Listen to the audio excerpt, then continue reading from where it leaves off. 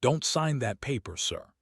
The voice was small but firm, the kind of voice that did not belong in a 47th floor conference room with floor-to-ceiling windows overlooking the financial district.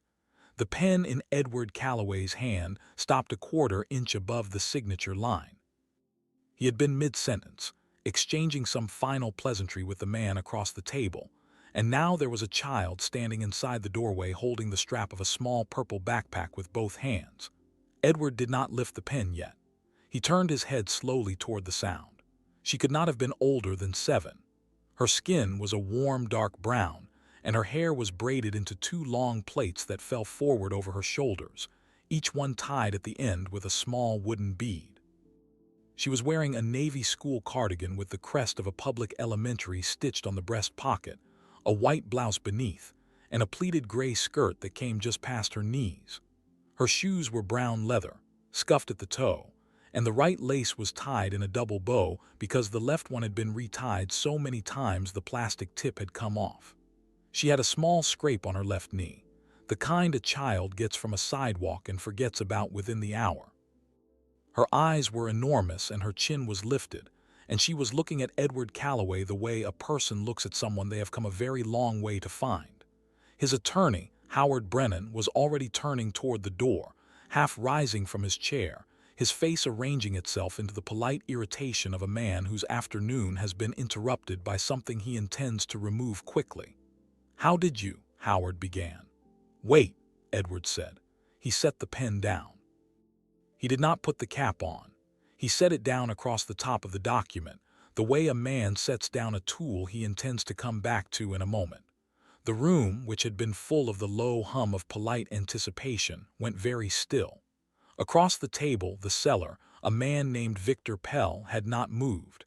His attorney had not moved. The 2 assistants by the credenza had not moved. The only people moving in the room were Edward and the girl had only moved her eyes, which were locked now on the pen. "Sweetheart," Edward said carefully, "how did you get up here?" "The elevator," she said. "I pressed 47. Mama said that's where you'd be." "Who's your mama?" "Mrs. Daniels. She cleans the offices at night. She cleaned this one last night." Edward heard Howard exhale, slow and controlled, the exhale of a man whose afternoon was about to be more complicated than he had prepared for. The cellar, Victor Pell, did not exhale. He had gone very still in the particular way a man goes still when something has begun to happen that he did not plan for. "What's your name?" Edward asked. "Imani Daniels." "Imani, how old are you?" 7.5. "Does your mama know you're here?" The girl's chin moved a small fraction, neither up nor down. "She doesn't know I came up. She thinks I'm waiting in the lobby. I came because I read your papers last night." "You read my papers?" "They were on the table in the room with the long table. The cleaning carts go in there last because nobody's in there at night. Mama lets me sit at the chair while she does the carpets because the chairs spin. I was spinning. The papers were there. They had your name at the top in big letters. Mr. Edward Calloway, so I read them." A small ripple moved around the conference table. The cellar's attorney had begun very slowly to close the folder in front of him. Howard Brennan saw the gesture. His eyes narrowed. "Imani," Edward said. He was speaking very softly now, the way a person speaks to a deer that has wandered into a yard. "What did the papers say?" "They said you were going to give him your buildings on Halsted Street." She pointed across the table without looking. Her finger stopped well short of Victor Pell, but everyone in the room understood who she meant. "All 4 of them. The ones with the apartments where my auntie lives and where my friend Camille lives and where the old man with the dog who waves at me on the way to school lives." "That's right," Edward said carefully. "We're discussing a transaction." "But the papers said you weren't getting paid for them," Imani said. The pen on the contract did not move, but every other thing in the room seemed to. Howard Brennan had been Edward Calloway's personal attorney for 11 years. In those 11 years, Howard had developed a particular face that he used during sensitive negotiations, a face Edward had come to think of privately as the wall. It was a face that gave nothing away, took nothing in, and made the people across the table feel that they were negotiating against a building rather than a man. Howard's wall came down in stages. Edward watched it happen. First, the color left his cheeks. It went out of him the way water leaves a glass tipped slowly to one side, draining from his forehead and his ears and finally from his lips, which parted very slightly without making any sound. Then his hand, which had been resting flat on his own copy of the document, lifted half an inch off the page and stayed there, hovering as if he had forgotten what hands were for. Then his eyes moved. Not toward Imani, not toward Edward. They moved toward Victor Pell. And what Edward saw in Howard's eyes in that moment was something he had never seen there in 11 years, which was fear. "Imani," Edward said. He did not look at Howard. He kept his voice gentle. "Can you come a little closer? I want to hear you better." She glanced behind her toward the hallway, toward the place where her mother presumably did not yet know she was missing. Then she walked across the carpet on her scuffed brown shoes. She stopped beside Edward's chair. The top of her head reached his shoulder. He could smell the faint scent of cocoa butter and pencil shavings, the way small girls smell when they have come straight from school.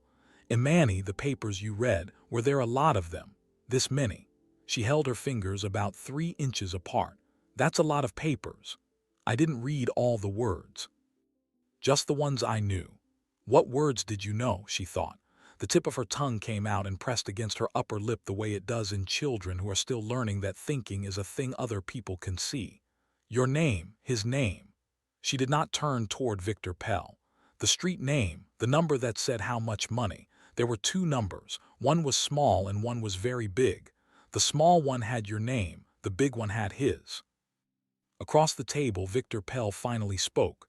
"This is highly irregular. Mr. Calloway, I'm sure your attorney can explain that children sometimes misunderstand documents that are above their reading level. Perhaps we could continue this in a moment after the child has been returned to her mother." Edward did not look at him. "Howard," he said. Howard Brennan did not answer. "Howard," Edward said again. Howard's mouth opened. His tongue touched his lower lip. He swallowed. "Edward, I think the child is confused about which document she was looking at. There were preliminary drafts circulating last week. Some of those drafts contained, placeholder figures that did not represent the final terms." "Imani," Edward said, still gentle, still not looking at Howard. "The small number with my name on it, do you remember anything about it? It had a 1 and then a dot. 1 dot. Then a 0. And another 0. Where was the big number?" "At the bottom, where his name was. It had a lot of zeros. I counted them. There were 8. Edward did the small math in his head. He did it twice, because the first time it did not seem possible. The buildings on Halsted Street, 4 of them, pre-war brick, fully tenanted, in a neighborhood that the city's planning commission had quietly rezoned 3 months earlier for commercial development. He had purchased them 18 years ago for $41 million. Their current appraised value was a number he knew because he reviewed it every quarter. It was not 1.00. He turned his head, finally, toward Howard. He looked at his attorney of 11 years, the godfather to his daughter, the man who had stood beside him at his wife's funeral. "Howard," he said, "what's in the contract?" Howard Brennan did not answer the question. He looked at the document in front of him, then at the pen lying across it, then at the small girl standing beside Edward's chair. His mouth worked twice without producing sound. Edward stood up. He did not raise his voice. He did not push back his chair with any particular violence. He simply stood, and in standing became something the room had to reckon with. He was 6'2". He had played college baseball 30 years ago, and his shoulders still remembered it. "Imani," he said, "I need you to do something for me. I need you to go stand by that wall over there, the one with the painting of the boats.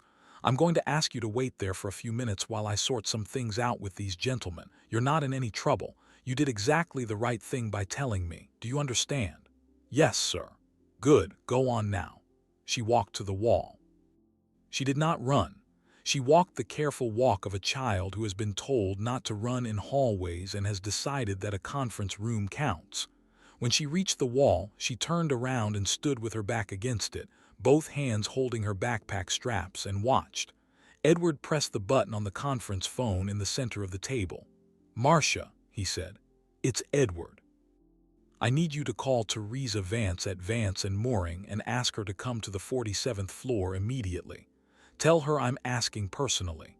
Tell her I will explain when she arrives.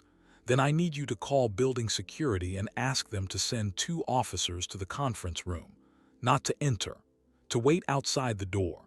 Then I need you to hold all my afternoon appointments. Then I need you to find a woman named Mrs. Daniels who cleans these offices at night and locate her current phone number. Her daughter is up here and she needs to know her daughter is safe. Yes, Mr. Calloway. Thank you, Marcia. He released the button. Victor Pell had not moved during any of this, but something in his shoulders had changed.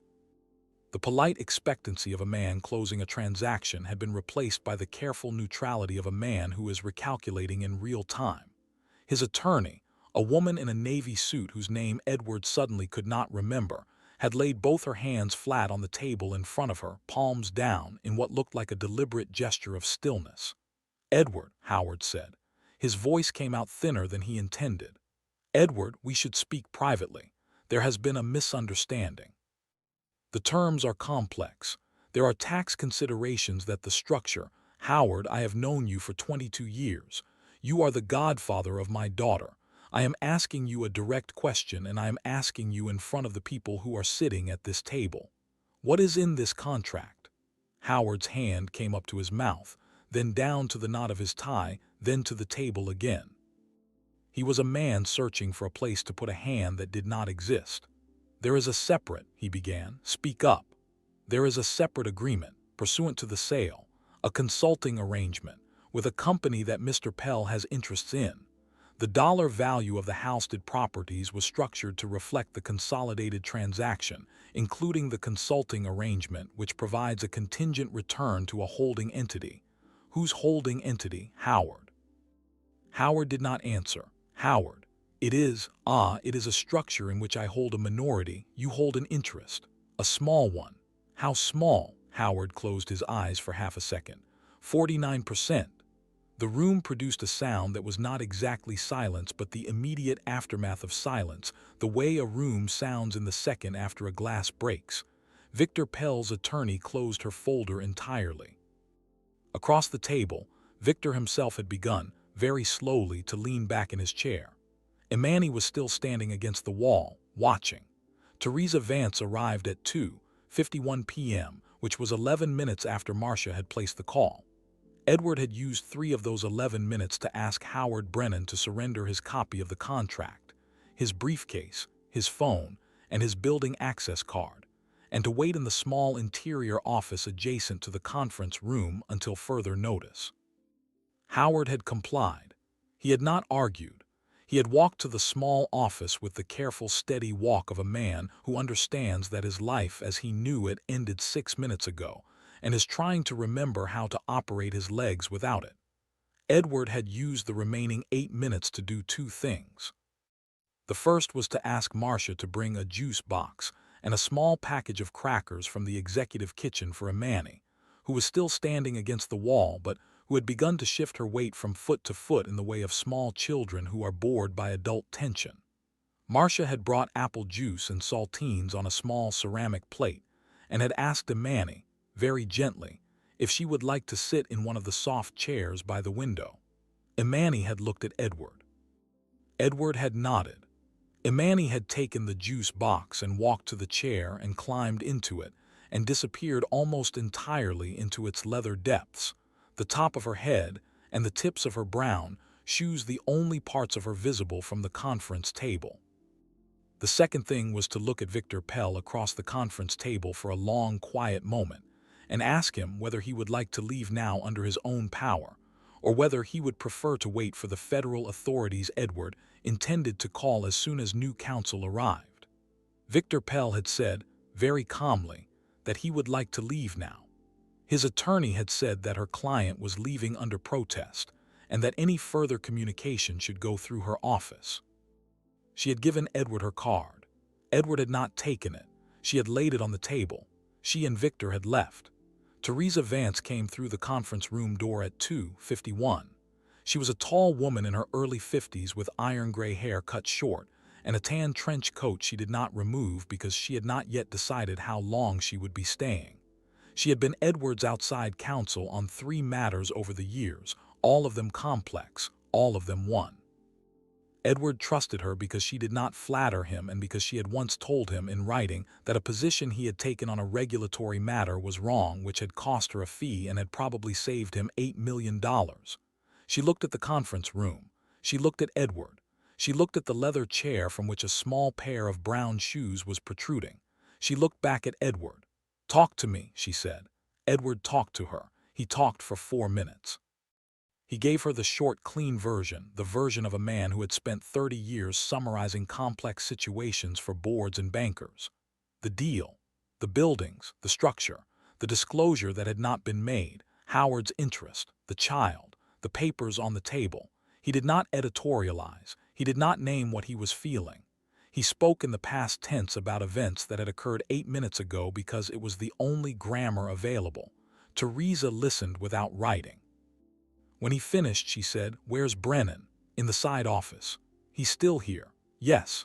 "Good. I want him here when the federal agent arrives, and I want him to understand that staying here voluntarily is the only currency he has left. Have you called yet?" "Not yet. I wanted you in the room first." "Smart. Where's the child?" Edward nodded toward the leather chair. Teresa walked over. She crouched slowly, the way a tall woman crouches when she is going to need her knees later. She looked into the chair. Imani looked back at her over the top of the juice box. "Hi," Teresa said. "Hi," Imani said. "My name is Teresa. I'm a lawyer. That means I help people figure out what to do when something complicated happens. Mr. Calloway asked me to come here so I could help him with something complicated." "Is it all right if I ask you some questions?" "Yes, ma'am. You are very polite. My mama says politeness is free." "Your mama is right. What's your name, sweetheart?" "Imani Daniels." "How old are you, Imani?" 7.5. "What grade are you in?" "Second. My teacher is Ms. Akafor. She's from Nigeria. She has a map on the wall." Teresa wrote nothing. She kept her face exactly where it was, 3 feet from the chair level with Imani's, and she let the small girl talk. Edward had watched Teresa work before. He had watched her cross-examine men with private jets. He had never seen her crouched in a trench coat in front of a leather chair, and yet she was doing exactly the thing she always did, which was to make the person across from her feel that she had all afternoon and no other place to be. "Imani, last night when you were in the room with the long table, can you tell me what time it was?" "After dinner. Mama brings dinner in a plastic container and we eat in the room with the little kitchen. Then she does the carpets. The room with the long table is the last room because nobody works there at night." "What was on the table?" "The papers, a pen on top, a folder, a glass of water that was empty. The chairs were not pushed in. One chair was turned around like somebody got up fast." "Were the papers in the folder or out of it?" "Out." "They were spread, like someone had been reading them." "Yes, like that." "Imani, this is important. When you read your name, I mean Mr. Calloway's name, was it on the very first page or somewhere inside?" "The first page, in big letters. Then on a lot of the other pages too." I looked. His name was on almost every page." "Did you see Howard Brennan's name? The man who went into the little office?" "Yes, him." Imani thought. "I saw a name with an H. It was at the bottom of one of the back pages, in small letters, not like Mr. Calloway's name, small, in a different part of the page. In a different part, like a footnote. I don't know what a footnote is. Like a little note at the very bottom of the page in tiny letters." "Yes, like that."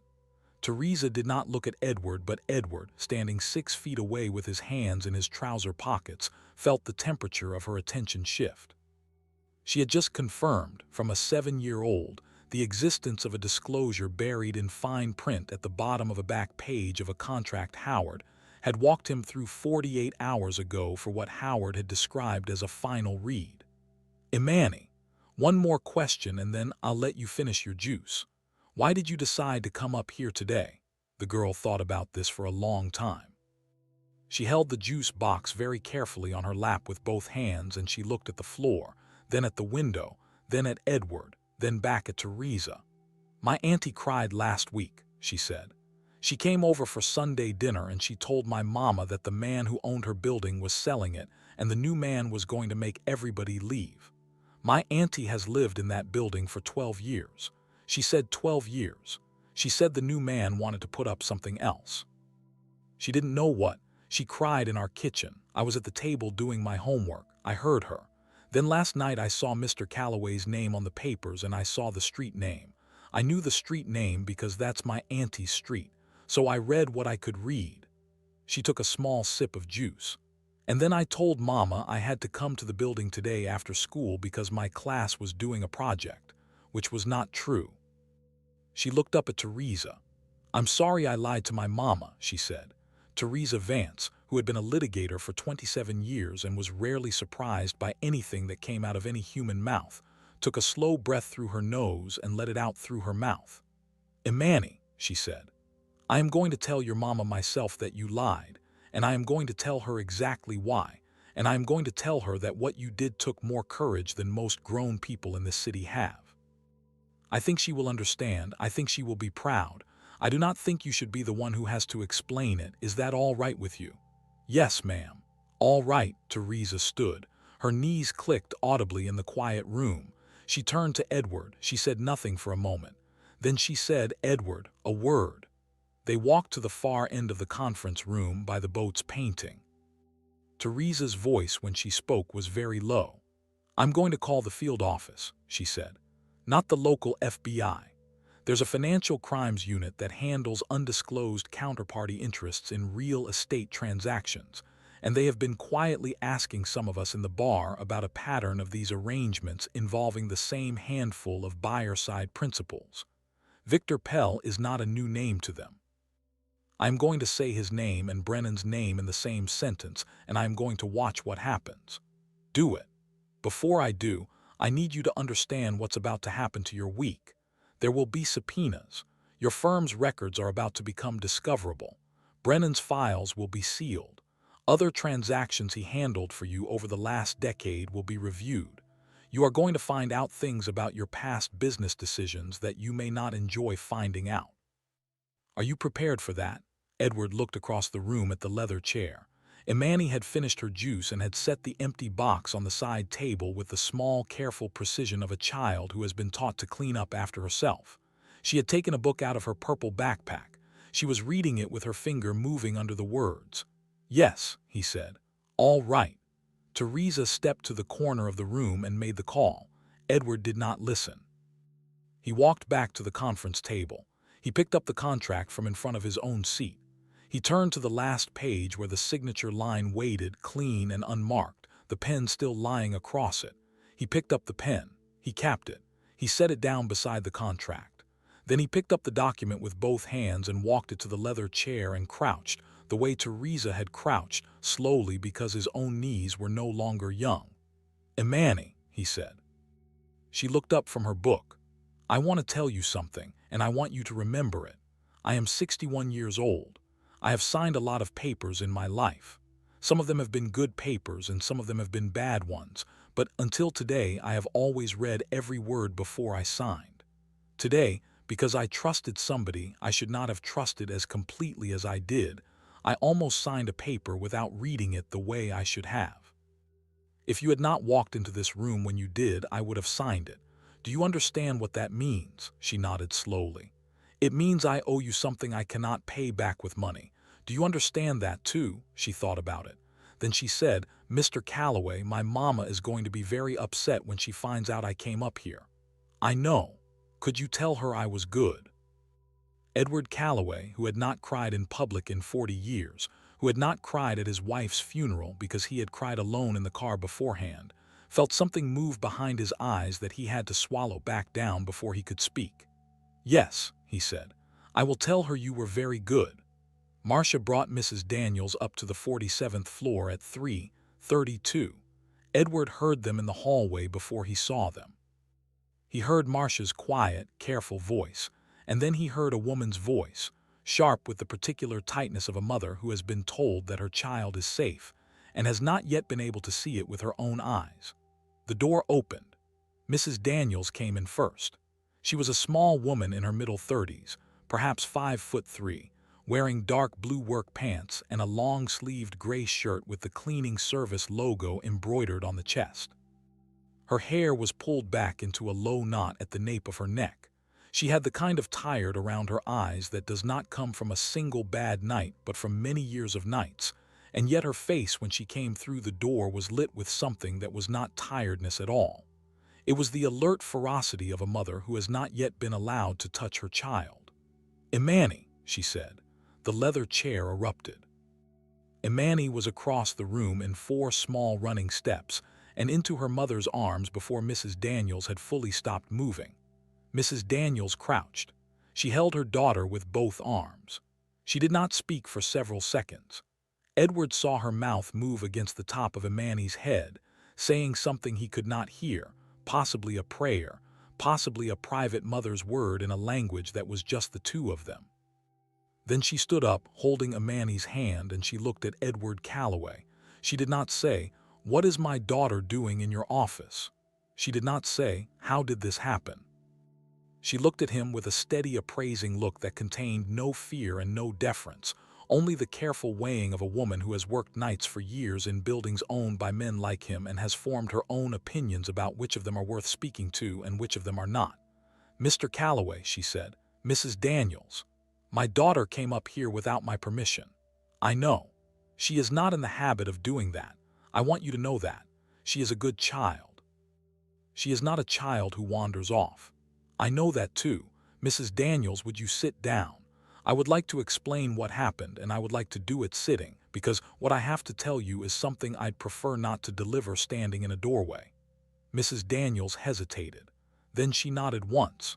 She walked Imani to the leather chair and sat in the matching one beside it and pulled Imani into her lap. Imani disappeared into her mother's shoulder. Mrs. Daniels' hand came up to the back of her daughter's head and stayed there. Edward sat in the chair across from them. He did not sit at his usual end of the conference table. He sat in the soft chair facing them, close enough that they could see his face, far enough that they were not crowded. He told her. He told her in the same short, clean sentences he had used with Teresa, with the parts a mother needed to hear. The papers on the table, the street name. The decision Imani had made to come up. The contract he had been about to sign. The disclosure that had not been made. The attorney in the side office. The buildings on Halsted Street and what they had been about to become. Mrs. Daniels did not interrupt. She listened with her hand on the back of her daughter's head and her eyes on Edward's face. When he finished, she was quiet for a long beat. "My sister lives on Halsted," she said finally. "Yes. My sister and her 3 children. Yes. 12 years she has been in that building. I know. Imani told me." Mrs. Daniels closed her eyes for just a second. When she opened them, her voice was very even. "Mr. Calloway, what are you going to do about those buildings?" Edward Calloway had been asked many difficult questions across a conference table over the last 30 years. He had been asked them by reporters and by senators and by hostile boards and by his own wife in the final weeks of her life. He had learned over those 30 years that the only honest answer to a difficult question was the one you could still defend a year later in a quiet room. "Mrs. Daniels," he said, "I am not going to sell those buildings. Not to Mr. Pell. Not to anyone. Not for the foreseeable future. The acquisition we were closing today is dead as of the moment your daughter walked into this room. I am also going to instruct my management company, effective immediately, to halt any rent increases scheduled on those 4 properties for the next 24 months while I conduct a personal review of every lease in those buildings. I want to understand what people are paying. I want to understand what they can afford. I want to understand which of them have been there long enough that I have a moral obligation to them that the spreadsheet has not been telling me about." Mrs. Daniels did not react immediately. She watched his face with the same steady, appraising look. She was, he understood, deciding whether to believe him. "Mr. Calloway," she said, "I have heard wealthy men make speeches in rooms before. I have cleaned the rooms afterward. I have emptied the waste baskets where the wealthy men threw away the napkins they wiped their mouths on while they made the speeches. I'm not going to applaud a speech. I'm not asking you to." "All right then. What I am asking you," he said, "is whether you would be willing, when you have the time, to sit down with me and Miss Vance and tell me what you know about that neighborhood, what I am missing, what the spreadsheets have not been telling me. You have a sister on that street. You have a daughter who knows the names of the people in those buildings. I have a portfolio of addresses. We do not have the same information. I would like if you are willing to fix that." Mrs. Daniels was quiet for a long moment. "I work nights," she said. "I am off on Sundays." "Sunday afternoon, then, at a time and place you choose. Miss Vance and I will come to you. You will come to me." "Yes," she nodded slowly once. It was not agreement yet, it was acknowledgement. Edward understood the difference and was grateful for it. The conference room door opened a second time. Teresa Vance stepped in, followed by a man in a dark suit who did not introduce himself immediately but stood with the patient stillness of a person who has been told to wait for the right moment. "Edward," Teresa said, "this is Agent Daniel Reyes, Financial Crimes. He's been listening to my call for the last 20 minutes and he was already in the building on another matter, which is either a coincidence or it is not, but in any case he is here. He would like a word." Agent Reyes nodded politely toward Mrs. Daniels and Imani. He did not approach them. He spoke to Edward in a low voice from across the room. "Mr. Calloway.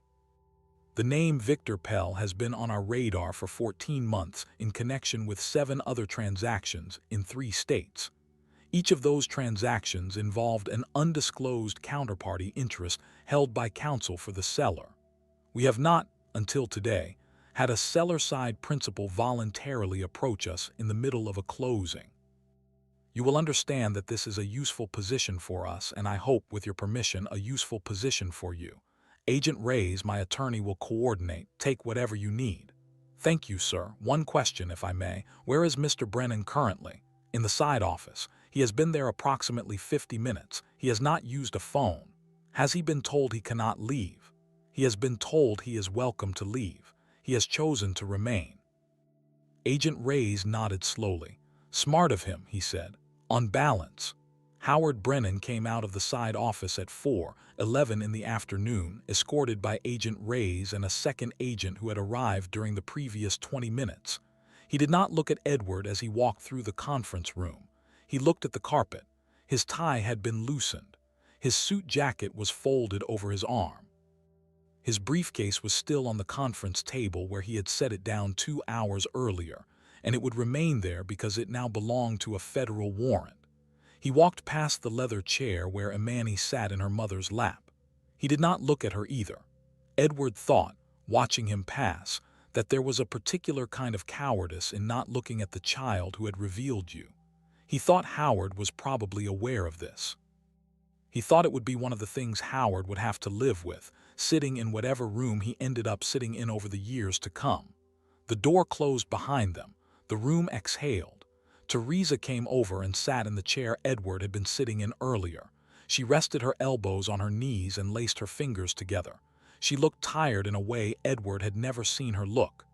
"Edward," she said quietly, "3 things before I leave you for the evening. 1.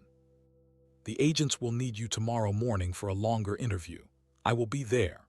They have asked, and I have agreed on your behalf, that you provide a full forensic accounting of every transaction Brennan has handled for you in the last 6 years. My firm will manage that. We will have a team on it by 8:00 a.m. tomorrow. 2. Pell's attorney has already called my office, attempting to negotiate a re-engagement of the transaction at, quote, more transparent terms. I told my paralegal to thank her for her call and to inform her that the deal is not merely off but that her client should expect a tort action by Friday. 3. She glanced at the leather chair across the room. Mrs. Daniels was speaking softly to Imani about something. Imani was nodding. 3, Teresa said. "What happens to that child and her mother now?" Edward looked at her.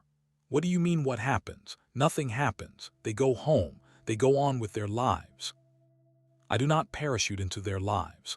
I do not become a story. That is not what I meant." "What did you mean?" "I meant, Edward, that there is a 7-year-old girl in this room who walked into a 47th floor conference room of a man she had never met and saved him from a transaction that would have cost him approximately $370 million on the back end and a significant portion of his reputation on the front end. There is no reasonable scenario in which you allow that child and her mother to leave this building tonight and simply return to a cleaning shift and a school morning as though none of this happened. That is not generosity. That is the bare minimum of decency.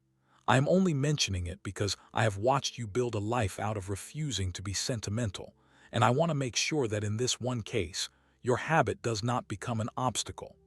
He looked at her for a long moment. Then he said, "Teresa, yes, I had already decided that. I was going to talk to Mrs. Daniels about it before they left. I was going to do it carefully because I do not want her to feel that I am buying anything from her, but I had already decided." Teresa nodded once. "Good. Then I have nothing further. Call me tonight if anything new happens. I will see you at 8:00 a.m. She stood. She put her trench coat back on properly, buttoning it from the bottom up the way she always did. She walked across the room. She stopped at the leather chair. She crouched once more. She said something quietly to Imani that Edward could not hear. Imani smiled at her, the first real smile Edward had seen on the girl's face since she had walked into the room 3 hours earlier. Then Teresa left. Edward sat down in the chair across from Mrs. Daniels and Imani. The conference room was quieter now than it had been at any point during the afternoon. Outside the windows, the light was beginning to soften toward evening, the gray of the financial district shifting to gold along the western edges of the buildings. "Mrs. Daniels," he said, "I would like to make you an offer. I would like to make it the right way. I would like you to feel free to refuse any part of it, and I would like you to know that nothing in this offer is contingent on anything else, including your willingness to sit with me on Sunday afternoon. Go on. There is a scholarship fund at my firm. It is small and it is administered quietly. It pays for the full education of children whose parents work in trades that do not typically generate college tuition. Kindergarten through whatever school they finish, public or private, whichever they choose. I would like to enroll Imani in that fund. The enrollment is permanent. It cannot be revoked. I cannot revoke it. My estate cannot revoke it. It belongs to her." Mrs. Daniels did not speak. "I would also like to ensure," he continued carefully, "that the position you currently hold at the cleaning service is no longer the only option available to you. Not because there is anything wrong with that work. There is not. My own grandmother cleaned houses for 40 years, and I will not allow anyone to suggest in my hearing that there is anything wrong with that work, but because I think you should have a choice. There is a position open in the Building Services Management Office on the ground floor of this building. It is daytime. It pays approximately 3 times what you currently earn.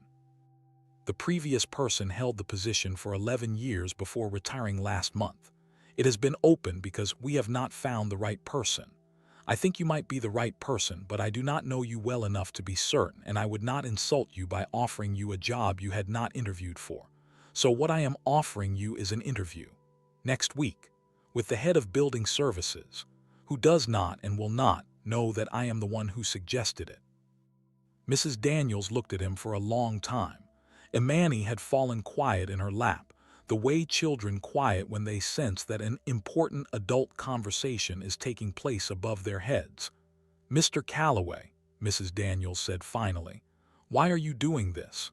"Because your daughter saved me from the worst mistake of my professional life. Because I have a daughter of my own who is 28 and lives in Boston, and who I have not been a good enough father to.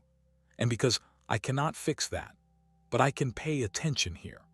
Because I have spent 30 years building a portfolio of buildings full of people whose names I did not know and whose lives I did not consider, and a 7-year-old just walked into my conference room and reminded me that those people have names.